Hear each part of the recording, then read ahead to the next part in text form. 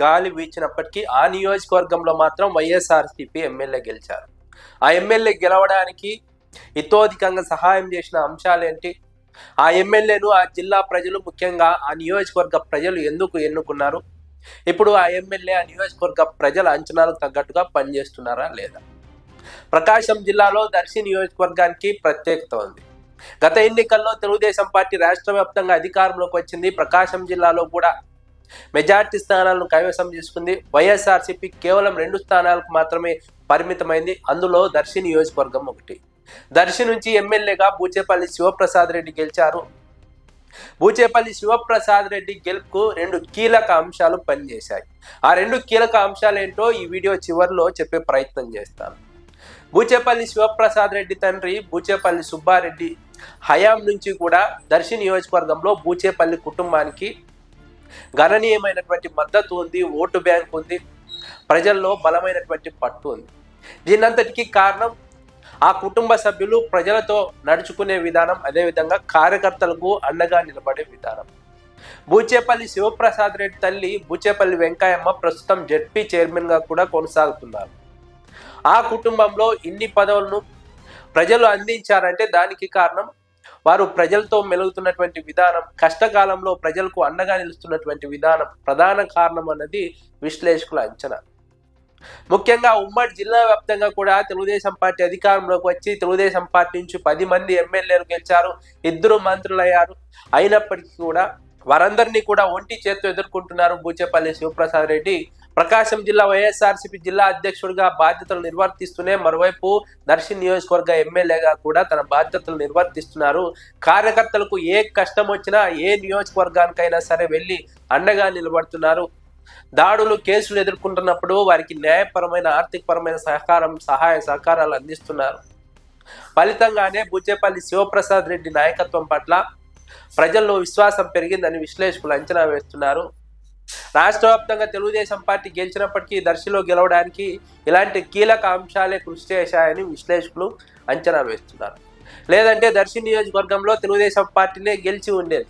కానీ ఇక్కడ తెలుగుదేశం పార్టీ కంటే మెరుగ్గా వైఎస్ఆర్సీపీ ఎమ్మెల్యే బూచేపల్లి శివప్రసాద్ రెడ్డి పనిచేస్తున్నారు కాబట్టి ఆయనకు ప్రజలు పట్టం కట్టారు.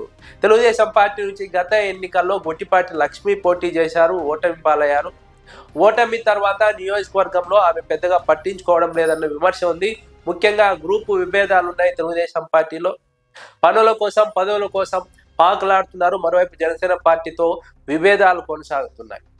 గొట్టిపాటి లక్ష్మికి రాజకీయంగా అనుభవం లేకపోవడం ఇక్కడ తెలుగుదేశం పార్టీకి చాలా మైనస్ గా మారింది. అదే సమయంలో గ్రూపు విభేదాలు, కొట్లాటలు ఇవి ప్రధానంగా తెలుగుదేశం పార్టీకి మైనస్ గా మారాయి. అదే సమయంలో ప్రభుత్వంపై సహజంగా ఉన్నటువంటి అసంతృప్తి, సంక్షేమ పథకాల అమలు విషయంలో ఉన్నటువంటి అసంతృప్తి, అభివృద్ధి విషయంలో నత్తనడక సాగుతున్నటువంటి పనులు ముఖ్యంగా తెలుగుదేశం పార్టీపై వ్యతిరేకతకు కారణమయ్యాయి.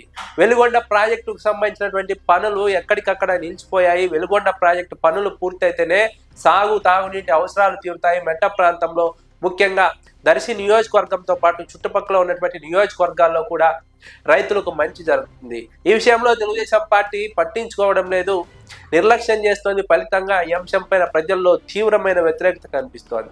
అదే సమయంలో వైఎస్ఆర్సీపీ హయాంలో దొరకొండ ఇండస్ట్రియల్ కారిడార్ డెవలప్మెంట్ చేశారు. కానీ ఇప్పుడు ఆ పనులు ఎక్కడికక్కడ నిలిచిపోయాయి, ఎక్కడికక్కడ పడకేశాయి. ఈ నేపథ్యంలోనే ప్రజల్లో తీవ్రమైనటువంటి అసంతృప్తి పెరిగింది. వైఎస్ఆర్సీపీ ఎమ్మెల్యే బూచేపల్లి శివప్రసాద్ రెడ్డి గెలుపుకు 2 కీలక అంశాలు కృషి చేశాయని వీడియో మొదట్లో చెప్పాను.